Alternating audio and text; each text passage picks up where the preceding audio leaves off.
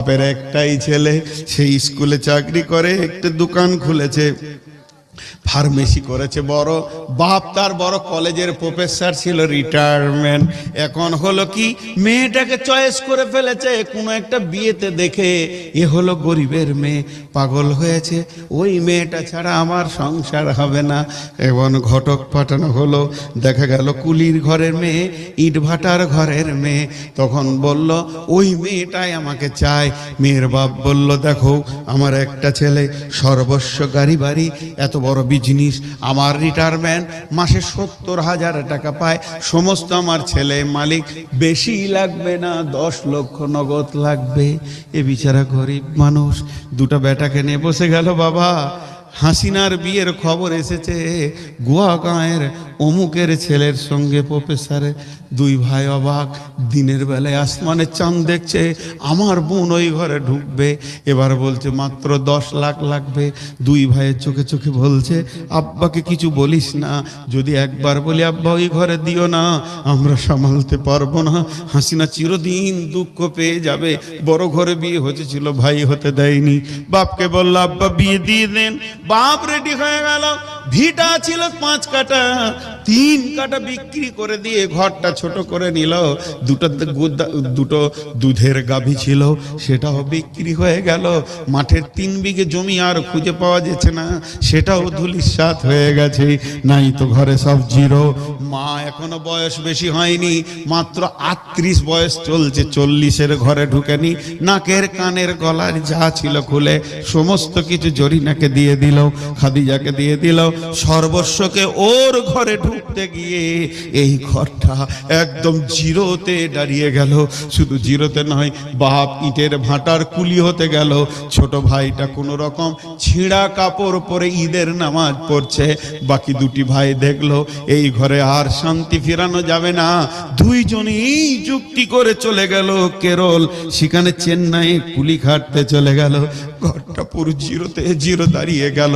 এবার ঈদের দিন নতুন জামাই এসে গালমোটা করে বসে আছে। 30,000 টাকা না দিলে জামাইয়ের ঈদের মন ভরবে না, সেটাও বিচারা ঋণ করে নিয়ে এলো ইট ভাটা থেকে। মালিককে বলল, ভাই পা দুটি জড়িয়ে ধরছি, 6 মাস তোমার গোলামি করে শোধ করে দিব, 30,000 টাকা দাও। বাঁদরের বাচ্চা, কুত্তার বাচ্চাকে সেই টাকাটা হাতে দিল। এবার দেখছে বাপ ঈদের নামাজ পড়তে যেতে ছেঁড়া লুঙ্গি পরে, মেয়ে দুই নয়নে অঝর নয়নে কাঁদতে শুরু করলো। আজকে ঈদের দিনে আমার বাপ ছেঁড়া লুঙ্গি পরে যাচ্ছে। এমন সময় খাদিজা বলে ফেল, আব্বা লুঙ্গিটা চেঞ্জ করা যায় নাকি? মুচকি হেসে দেখলো মেয়ে আমার কষ্ট পাবে, বুঝতে দিব না। মুচকি হেসে বলল, মা মেয়েকে বলছে লুঙ্গিটা নতুন রে মা, ভাটাতে খালি একটু ট্রাক্টরে গায়ে লেগে গেছিল তাই ছিঁড়ে গেছে। মেয়ে তো বুঝে নিল বাপের অবস্থা বড় খারাপ। এদিকে মায়ের দিকে তাকিয়ে মনে হচ্ছে কোন পুরুষের স্বামী মারা গেছে, বিধবা মেয়ে বসে আছে, না আছে গলায় না আছে কানে, মা ওই অবস্থায় রয়েছে। মাথার উপরে এখনো 3 লক্ষ টাকা ঋণ, 3টে কুলি 3 দিকে খাটছে। এই অবস্থায় গুন্ডার বাচ্চা শ্বশুর ঘরে বুট আর কোট পরে মচমচ করে হাঁটছে। জানে না, একবারও ভাবে না যে এই বংশটাকে আমি ডাকাতি করে নিয়ে চলে গেছি। জানে না আমি ডাকাতের বাচ্চা, ডাকাত বংশটাকে আমি একদম নিঃস্ব জিরোতে পালিয়ে দিয়েছি। কুত্তার বাচ্চার খবর নাই যে আজকে আমার শ্বশুর শাশুড়ি রাতে ঘুমাই না, প্রতিদিন 4 লক্ষর অঙ্ক করে, কেমন করে শোধ করব। এরপরে ছোট ভাইটা ছিঁড়া কাপড় পরে ঈদের দিনে ঘুরছে। ফরিদা তার হাতটা ধরে নিল, নিয়ে গিয়ে বাথরুমের ভিতরে ভরে দরজাটা লাগিয়ে বলছে, ভাই কালকে কি দিয়ে ভাত খেয়েছিলি? ভাত, আলু আর ভাত, একদিন ডাল আর ভাত, মাছ আর দিয়েছিল। এই করে চলছে বোন। তখন বলছে, মাছ মাংস কি আব্বা কিনে না? একবার বাচ্চা ছেলে সত্য কথা বলে দিল, বুবু সেই তোমার বিয়েতে মাংস খেয়েছি, আর মাংস বাবা কিনতে পারে না। তখন মেয়েটা পায়খানার ভিতরে, বাথরুমের ভিতরে অঝর নয়নে কাঁদছে, আর ওই উর্নি দিয়ে চোখ মুছছে, আর বুকটাকে পাষাণ করছে। কুত্তার বাচ্চা, তোকে গিয়ে একবার দেখবো। এরপরে যেদিন শ্বশুর বাড়ি গেল, শ্বশুর ডাকছে, বেটা বৌমা কয়ে, বলছে কুত্তার বাচ্চা আমার সামনে দাঁড়াবি না। কেন? এত বড় কত শ্বশুরকে বৌমা হয়ে, বলে আমার বাপ ছিঁড়া লুঙ্গিতে ঈদ করবে, তোর বাপের প্রতিদিন 3খানা লুঙ্গি আমাকে সাফ করে রোদে মেলতে হবে, তারে দিতে হবে, এটা আমি পারবো না, তুই তোর বাপকে বুঝেলে। আমি গরিব হয়ে গেছি, আমার জীবন যৌবনকে বিক্রি করে দিয়ে এইখানে এসেছিলাম, আমার বাপের 21 লাখ টাকা বুঝিয়ে দে, 13 লাখ টাকা বুঝিয়ে দে, আর তোর ঘরে সংসার করব না, আমি নিজের বাপের ঘরে গিয়ে ডাল ভাত করে থাকবো। কি জীবন, কি যৌবন দিয়েছিল, আমি কি কলঙ্কিনী জন্মিয়েছিলাম বংশে, আমি কি ক্যান্সার জন্মিয়েছিলাম। আজকালকার মেয়েরা শিক্ষিতা, তাদের ব্রেন অঙ্ক করে, তাদের ব্রেন যোগ বিয়োগ করে, আমাকে কোন অবস্থায় রেখেছে, আমার বাপকে মাকে কোন অবস্থায় রেখেছে। এই বংশ ডাকাতের বংশ, এটা আমার বাপের বিয়াই বংশ নয়, এরা গুন্ডার বংশ, এরা বুকে ছুরি মারতে পারে, মানুষকে পথে বসাতে পারে। এই জন্য মেয়েরা আজকে শ্বশুরকে ভালো করে কথা বলে না, শাশুড়ির দিকে তাকালে বাঘের গর্জনে তাকায়। একটা কাল ছিল মেয়েরা ভাবতো যে আমার শাশুড়ি কেমন হবে বিয়ে হওয়ার পর, আর এখনকার শাশুড়িরা ভাবে বিয়ে হলে আমার বউটা কেমন হবে, ভাত দিবে কি দিবে না। কেন দেবে তোমাকে? তার আগে তুমি ওর বাপকে মাকে ঘায়েল করে দিয়েছো। তুমি তো সন্ধ্যার ভাত, তুমি তো খুশির ভাত পাওয়ার হক রাখো না। এই চলছে প্রত্যেকটা দাম্পত্য জীবনে। আজ পণ এসে মানুষকে অশান্তির সমুদ্রে ভাসিয়ে দিয়েছে। পণ কোনোদিন মানুষকে শান্তি দিতে পারেনি। একবার জোরে বলেন ঠিক না ভুল? এইটাই সমাজের ক্যান্সার। মুঝে মঞ্জুর নেই কি আপনি শিকায়ত কে করু। নিজের ঘরের কথা বলার আমার ইচ্ছা ছিল না, বাধ্য হয়ে বলছি। 27 বছর বিয়ে হয়েছে আমার, 27 বছর। এখনো শ্বশুর বাড়ির মাটিতে পা দিলে মনে হয় 3 দিন আগে বিয়ে করেছি ওদের বেটিকে। কেন? 1 টাকা। আমার বাপকে আমার গ্রামের একটা মেয়ের বাপ বলেছিল একটা বাইক দিব, কি এত টাকা দিব আমার মেয়ের সঙ্গে বিয়ে দে। তো আমার বাপ সামনে সামনে বলেছিল, আমি কি তোকে বিক্রি করে দেবো ছেলেটাকে? তুই ভেবেছিস? ভাগ। আমার বাপ 4টা বেটার বিয়ে দিয়েছে, 4 আনা পয়সা জানে না, বরং বউদেরকে মাল দিয়ে দিয়ে নিয়ে এসছে। 4খানা বউ আমাদের ঘরে আছে। আব্বা মা পৃথিবীতে নাই, চলে গেছে। তো আমার বাপ হিরো ছিল, হিরো বউদের কাছে। আমি দেখেছি আমার বিবিকে, খবরদার বাপের বাইরে কথা বলবে না বলতো, জানতো যেটা আমার অরিজিনাল শ্বশুর। জি, একদিন আমি নিজে বকছি আমার বিবিকে, কি কারণে? হঠাৎ আমার আব্বা এসে বলছে, তুই খুব জ্ঞানী হয়ে গেছিস নাকি? তোর বয়স ওর বয়স এক আছে, ওকে এখনো সময় দে, আরো বড় হবে, ছেলের মা হবে, তারপরে বুঝবে, তুই এখন কি বুঝাবি?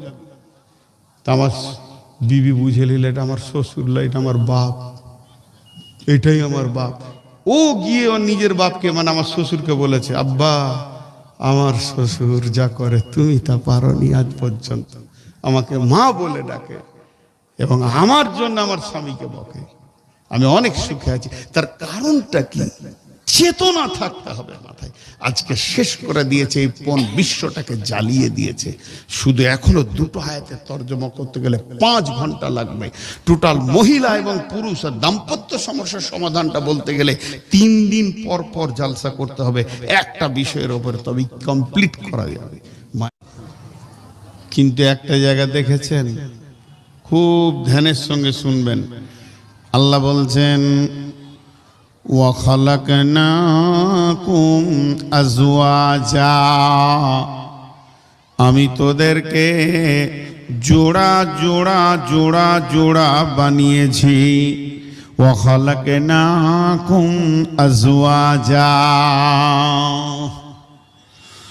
শুধু তাই নয়, রব্বুল আলামিন বলছেন, ওমিন আয়াতিহি আন খালাকা লাকুম মিন আনফুসিকুম আজওয়াজান লিতাসকুনু ইলাইহা ওয়া জাআলা বাইনাকুম মাওয়াদ্দাতাও ওয়া রাহমা ইন্না ফী যালিকা লাআয়াতিন লিকাউমিন ইয়াতাফাক্কারুন। জোড়া সৃষ্টি করেছো সবার, তাই তো সুন্দর ধরা, একের লাগে অপরজনে হয় যে মাতোয়ারা। বন্ধুরা আমার, এইটার নাম বোতল। বোতলে আছে পানি, বোতলে আছে পানি, পানিতে কি আছে, পানির ভিতরে কি স্বাদ আছে, পানি কতটা কলিজাকে ঠান্ডা করে পানি নিজেই জানে না, যাকে পিয়াস লাগে সে জানে পানি কি জিনিস। আল্লাহ তাবারাক ওয়া তাআলা নারীকে পুরুষকে ক্রস করে দিয়েছেন। সেটা কেমন? বিজ্ঞানী বলছেন, আল্লাহ বলছেন তাসকুনু ইলাইহা ওয়া জাআলা বাইনাকুম মাওয়াদ্দাতা ওয়া রাহমা, আমি তোমাদের দুইজনের মাখামাখির ভিতরে আনন্দ এবং রহমতের ভান্ডার রেখেছি, এবং তোমার ভিতরে যে উগ্রতা আছে সেটা ঠান্ডা করে শিথিল করে দেবে তোমার বিবি। আমি এত দূরের ভিতরে আমি সমস্ত আনন্দের ভান্ডারকে ভরে দিয়েছি। তাই কবি বলছেন, জোড়া সৃষ্টি করেছ সবার, তাই তো সুন্দর ধরা, একের লাগি অপরজনে হই যে মাতোয়ারা। একটা জোয়ান মেয়ে, ব্যাচেলিয়ার মেয়ে, মেয়েটি জানে না ওর ভিতরে কি আনন্দ আছে, কি স্বাদ আছে, কি সুখের ভান্ডার আছে। মেয়েটা নিজে জানে না, ওটা জানে পুরুষ। পুরুষকে জিজ্ঞেস করো মেয়ে কি জিনিস, বর্ণনা দিয়ে দেবে ওর ভিতরে কত আনন্দ ভরা আছে। তেমনি পুরুষের ভিতরে আনন্দ ভরা আছে, পুরুষ নিজে জানে না কি জিনিস, কি সুখ পুরুষের ভিতরে রয়েছে, ওটা মহিলারা জানে। একটা মেয়েকে জিজ্ঞেস করো পুরুষ কি জিনিস, সে পাগলের মতো আত্মহারা হয়ে যাবে। তাই আমার আল্লাহ বলেছেন, তোদেরকে জোড়া সৃষ্টি করে শুধু আমি ছেড়ে দিইনি, একে অপরের পাগল আমি বানিয়েছি।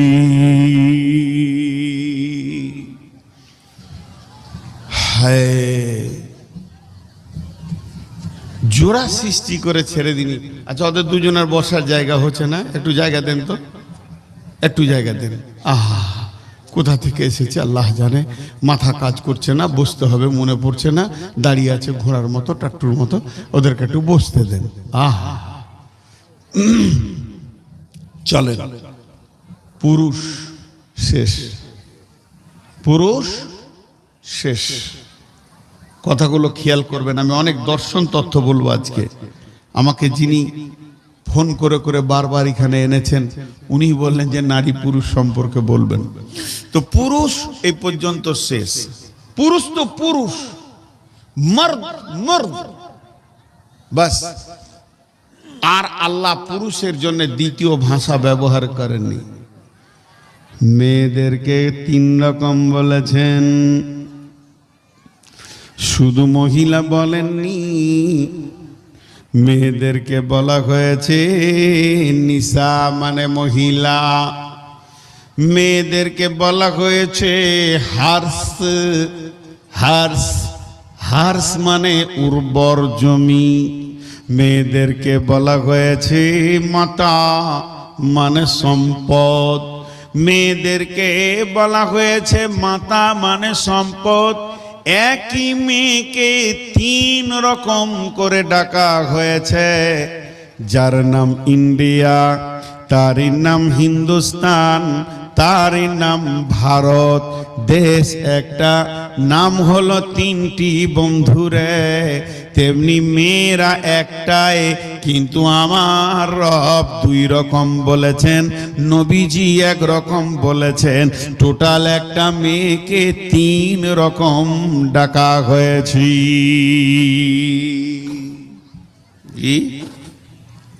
3 রকম ডাকা হয়েছে, একই জিনিস 3 রকম নাম। যেখানে থাকবে নাম চেঞ্জ হবে। জি, এখানে থাকলে চুল, এখানে থাকলে মোচ, এই জায়গায় চলে এলে দাড়ি, গায়ে থাকলে লোম, এখানে নাম ভুরু, এ জায়গায় নাম পাতা, অতএব জিনিস একই, কিন্তু মহল্লায় সময়ের জায়গাতে নামের পরিবর্তন। আল্লাহ তাবারাক ওয়া তাআলা মেয়েদেরকে দুইটি কথা বলেছেন, একটা হলো নিসা ইমরাত, এর মানে হলো মহিলা। আল্লাহ কোরআনে বলেছেন সূরা নিসাতে, নিসাউকুম হারসুল লাকুম ফাতু হারসাকুম। এই জায়গায় জমিন বলেছেন উর্বর জমি, আপনার যে জমিটা সব থেকে দামি ফসল দেয় সেই উর্বর জমি বলেছেন। 3 নম্বরে আল্লাহর নবী বলছেন পৃথিবীর সেরা সম্পদ হলো মহিলা। তাহলে মেয়েদের 3 রকম নাম, পুরুষের শুধু 1 রকম নাম, পুরুষ মার্দ শেষ। এদেরকে 3 রকম বলা হলো কেন? আলাদা আলাদা ব্যাখ্যা। এদের কাছে 3 ধরনের কাজ পাওয়া যায়। একবার বলেন মেয়ে তো মেয়ে। তসলিমার নাম শুনেছেন? মারা গেল বাংলাদেশের লেখিকা, জি খুব নোংরা নোংরা লিখে। ওর নামটা কি? কথা বলেন এতগুলি লোক, কি নাম? তসলিমা নাসরিন। এত নোংরা মেয়ে পৃথিবী তার দ্বিতীয় কেউ জন্ম নিয়েছিল কি আমার জানা নাই। ও এক জায়গায় লিখেছে পুরুষ মানুষ মানুষ, মেয়ে মানুষ মানুষ, মেয়ে মানুষ বনাম পুরুষ মানুষ বনাম মানুষ। তার মানে হচ্ছে মেয়েরাও মানুষ, পুরুষেরাও মানুষ। অতএব মেয়েদের ডিউটি আলাদা হবে, পুরুষের আলাদা হবে, কোনোদিন হবে না। সংসারকে কম্পেয়ার করে চলতে হবে, একে অপরে আপোষ করে নিতে হবে। একদিন মেয়েটা রাঁধবে, একদিন ছেলেটা রাঁধবে, একদিন মেয়েটা মার্কেটে যাবে, একদিন ছেলেটা মার্কেটে যাবে, একদিন ছেলেটা কাপড় সাফ করবে, একদিন মেয়েটা কাপড় সাফ করবে। তবেই না এটা হচ্ছে সুখের জীবন। কিন্তু কোরআন বলেছে মেয়েরা খিদমত করবে, পুরুষ ইনকাম করবে। এটা ভুল করেছে নালায়েক, কোরআনের ভুল ধরতে গেছে। শুধু তাই নয়, এটাও সে বলেছে নারী পুরুষ সমান ভাবে কম্পেয়ার করে চলবে। একদিন মেয়েরা কেন পর্দায় থাকবে, এদেরকে কেন ঢেকে রাখা হবে, পুরুষ কেন ওপেন চলবে, খোলা থাকবে। এটা কোরআন মেয়েদের ওপরে অন্যায় করেছি। জি ভাই, আপনাদের কি মনে হয় অন্যায় করেছে কি করেনি? করেছে। তসলিমাকে বলেন দুটো যুক্তি। তাই যদি হয় ও একদিন রান্না করবে, একদিন করবে। হুঁশ নাই, জ্ঞান নাই, কোরআন কার কি ডিউটি দিয়েছে বোঝে না। শুধু এই পর্যন্ত নয়, 2 নম্বর বলছে মেয়েরা পর্দার বাইরে থাকবে। মেয়েরাও মানুষ, পুরুষও মানুষ। এতগুলো লোক আছেন, আপনারা একবার মুখটা খুলেন আল্লাহর নামে, আল্লাহর হস্তে। ট্রাকের টায়ারগুলো কিসের তৈরি? টায়ার কিসের তৈরি জোরে বলেন? টায়ার কিসের তৈরি? রবার না লোহা? টিউ কিসের তৈরি জোরে বলেন? টায়ার ও রবার, টিউ রবার বিজ্ঞান তৈরি করেছে। টিউ সারা জীবন পর্দায় থাকবে, টায়ার ওপেন থাকবে। তসলিমার মতো যদি ব্রেন হয় তাহলে বলবে টিউ রে বহুদিন ভিতরে থাকলে একবার বাইরে আয়, কি অবস্থা হবে? বাস্ট হবে, লিক হবে, ছিঁড়ে যাবে, ফুটে যাবে, যা হবার হয়ে যাবে। মেয়েরা হলো টিউবের মতো নরম, সারা জীবন পর্দায় থাকবে। পুরুষ হলো টায়ারের মতো শক্ত, ই বাম্পারে পাথরে খালে মোকাবেলা করবে, সংসার চালাবে। ওই বেঈমান বলছে মেয়েদেরকে রাস্তায় বের করে দাও। যদি মেয়েদেরকে রাস্তায় বের করে দেয়া হয়, লিক হবে, ফুটে যাবে, ছিঁড়ে যাবে, আর ইজ্জত সমাজে থাকবে না। অতএব কোরআন যা বলেছেন তা সত্য এবং সেটাই ঠিক। তাই আমার রব বলছেন, আমি মেয়েদেরকে মেয়ে বানিয়েছি, পুরুষদেরকে পুরুষ বানিয়েছি, ডিউটিটা একটার পর বলবো। অতএব মেয়েদের সবগুলোই মেয়ে, মেয়েদের হাড়গুলো মেয়ে, মেয়েদের হাড় পুরুষের হাড়ের সঙ্গে মিলবে না। মেয়েদের হাতের পাঁজটাও মেয়ে, পায়ের পাঁজটাও মহিলা, তাদের বডিটাও মহিলা, তাদের মন মানসিকতাও মহিলা, তাদের মিজাজও মহিলা, মাংসর পেশিগুলো মহিলা, পুরুষের সঙ্গে মিলবে না। তুলনামূলক পুরুষের ওজন বেশি, মেয়েদের ওজন হলো হালকা।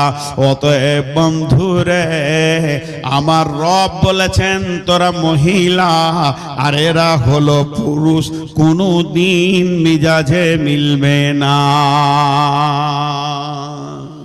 মিলবে? জোরে বলেন মিলবে? হ্যাঁ, মিলবে না। বন্ধুরা আমার, একটা ইতিহাস শোনায়। হযরত উমরের ছেলে আব্দুল্লাহ, কেউ বলে ওইটা তোহমত ছিল, কেউ বলে হাকিকাত ছিল, গুনাহ করেনি, কেউ বলে ওর উপরে অপবাদ চাপানো হয়েছিল, মদ্যপানের অপরাধ। হযরত উমর বললেন, বেটা তৈরি হয়ে যাও, কোরআনের ফায়সালা আমি তোমার উপরে চালাবো। হযরত উমর নিজের হাতে চাবুক নিলেন, ছেলেকে মারতে শুরু করেছে। 1 2 3 4 10 20 কোড়া পড়ে গেছে। এমন সময় ছেলে মাটিতে গড়ে লটে এসে গড়তে গড়তে এসে আব্বার পা দুটা জড়িয়ে ধরে বলছে, আব্বা আপনি আমাকে ক্ষমা করে দেন, মাফ করে দেন, জিন্দেগিতে দ্বিতীয়বারে পাপ আর করব না। হযরত উমর রিটার্ন বলছে, বাবা আমি যাকেই মারতে শুরু করব সেই তো এই ভাষা বলবে, মাফ করে দেন, আর করব না। তাহলে যদি ছাড়তে শুরু করি, বিচার কার উপরে ফায়সালা শেষ করব। অতএব আমি তোমাকে ছাড়ব না, আমার চাবুক চলবে, কোরআনকে আমি অপমান করতে পারবো না।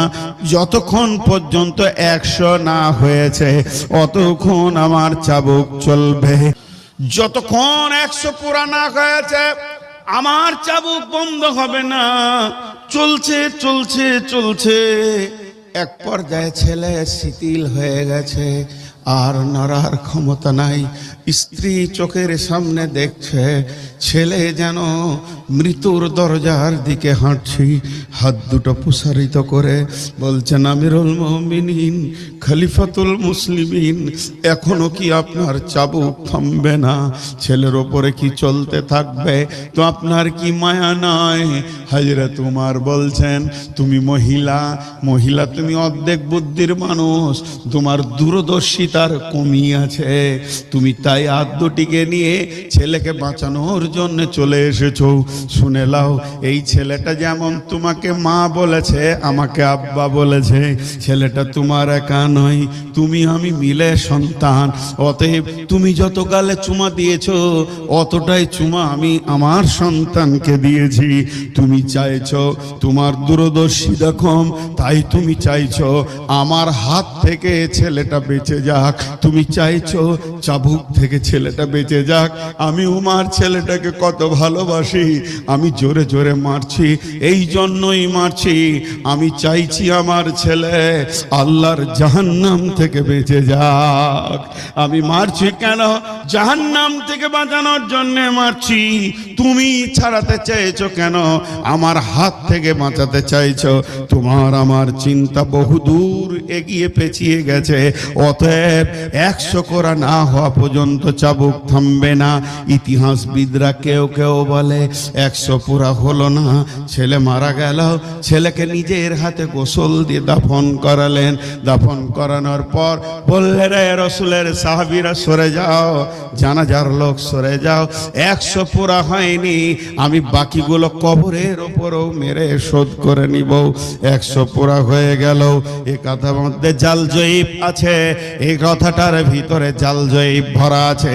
তারপরেও একটু আগে বাড়ি শুনি। ঘটনা হলো কি, গভীর রাত্রিতে হযরত উমর ঘুমিয়ে গেছেন, ছেলে দাফন হয়ে গেছে, রাত্রিতে স্বপ্নে জিয়ারত হচ্ছে। ছেলে বলছেন, আব্বা আমি যোগ্য পিতার যোগ্য পুত্র ছিলাম, তাই আমার রব আমাকে জান্নাতুল ফেরদাউসের মেহমান বানিয়েছে। হে মা, আপনাদের দূরদর্শিতা কম, এর জন্য মেয়েরা মহিলা, মেয়েদের মেন্টাল হচ্ছে মহিলা, মেয়েদের মিজাজ হচ্ছে মহিলা, পুরুষ তো পুরুষ, পুরুষের মিজাজও হচ্ছে পুরুষ। কথা ঠিক না বল? এতগুলো লোক চুপ করে বসে আছেন, আগো দাঁড়ান, এতগুলো লোক চুপ থাকছেন কি করে? জি, একটা ছোট মজার সত্য ঘটনা শুনিয়ে দিই। আমার বর্ধমানের এক মৌলবি, নাম জিজ্ঞেস করবে না, নিজে গল্প শোনাইছে। আমি ছোটতে আম চুরি করতে গেছি। ছোট বয়সে ছেলেরা গাছে আম চুরি করে না, ছোট ছোট আম। তো আম চুরি করতে গিয়ে গাছ থেকে পড়ে গেছি, দুপ করে পড়েছি, কিছু হয়নি, ছোট গাছ। তেমনি করে কাঁদতে কাঁদতে বাড়ি এলাম। তো মা বলছে, বেটা তুই নিশ্চয়ই কোথাও গাছে চড়েছিলি, এখানে বুকটা একটু ছিঁড়ে গেছে, তেল লাগাইছে মা। আর বলছে, বেটা কেন আমাকে বললি না, তোকে আম কিনে দিতাম, খামকার লোকের কাছে কেন চাপ? বলছে, আমার নানি এসছে আমাদের বাড়ি বেড়াতে, ও তো ভাই রে বলে গলা ধরে কাঁদতেই লাগলো। দুই মহিলাতে কাঁদছে, আর আমি তত বুক ফুলিয়ে ফুলিয়ে বলছি যে তোরা আরো কাঁদ। পাওয়ার বাড়াইছি কাঁদার, ফুসফুস করছি যে খুব লেগেছে। নসিব খারাপ, এই দুই মহিলাকে আমি কাঁদাইছি, তা আমার নসিব খারাপ। আব্বা কোথা ছিল, এসি বলছে খাবিস, জুতা খুলে পিটতে শুরু করেছে। উঠি মেরে দিলাম তোর, যে এর দিলে মায়া নাই। জি, শুনেলেন ফাইসালা? হে আমার মা, ওরে আমার বোন, ওরে আমার বেটি, শুনেলেন? ছেলের গালে চুমা দিয়ে মা যে নেকিটা পাবে,